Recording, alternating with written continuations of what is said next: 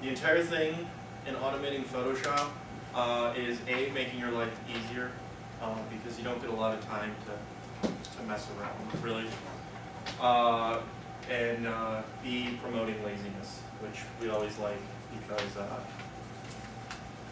you don't want to work really hard on doing things that you do a lot.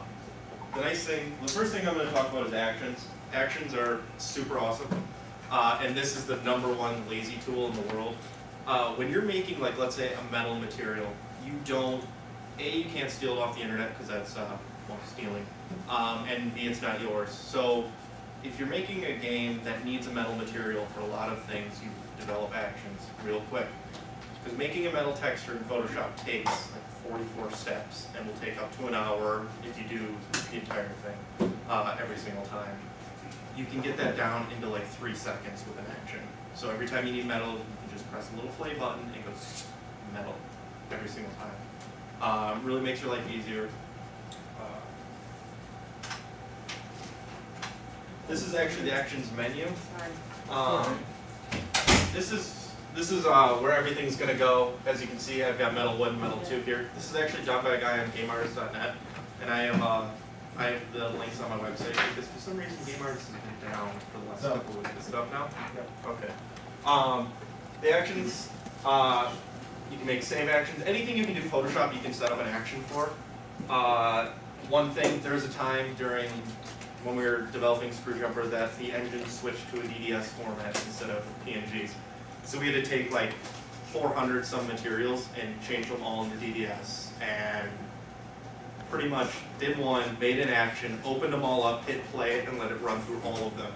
And that took an hour instead of the 6 or 7 it would have taken to open every single material, save the DDS, put it in the proper directory.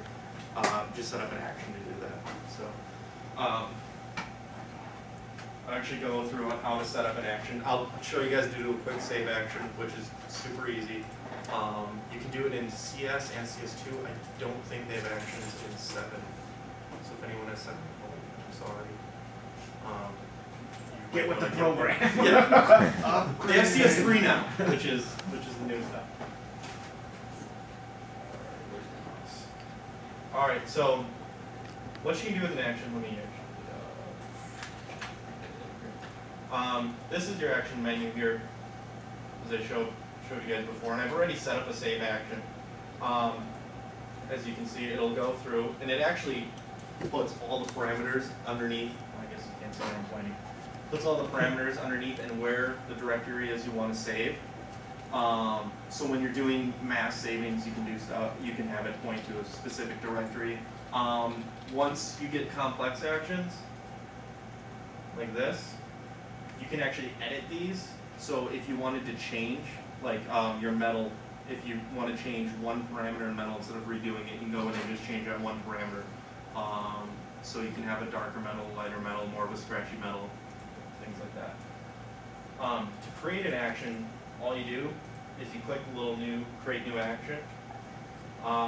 You name it, so we'll just call this save to. You can save it as default. And you can also set a function key. This is the best thing ever. Hotkeys. You can set it so your actions, like on my home computer and at work, F1 through 5 are all different types of materials, metal, brass, and you just press it and it'll make a 1024 by 1024 metal. And like F6 is my save key to save to DDS format.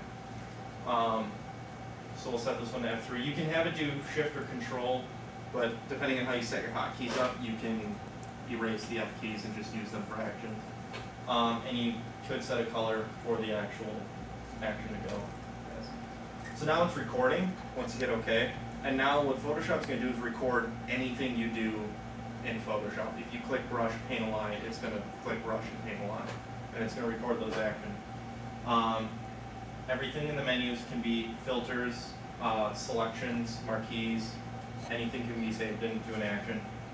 For here, all we'll do is go save as a JPEG, and we can name it, or if you can leave it unnamed. If you leave it unnamed, it'll take whatever name that the PSD is and bring that as. Hit save, set it to 12, and now we have save 2. hit stop. Make sure you hit stop. Otherwise, it's gonna still record.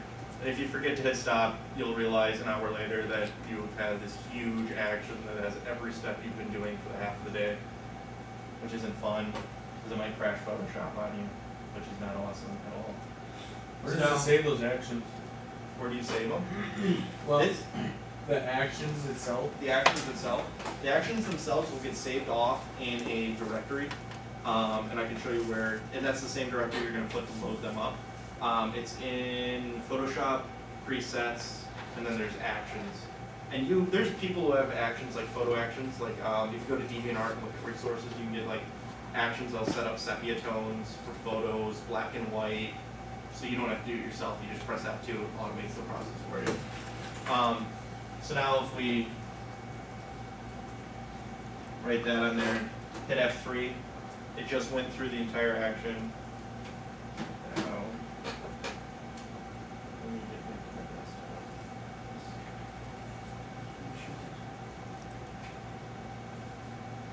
And now it saves it off.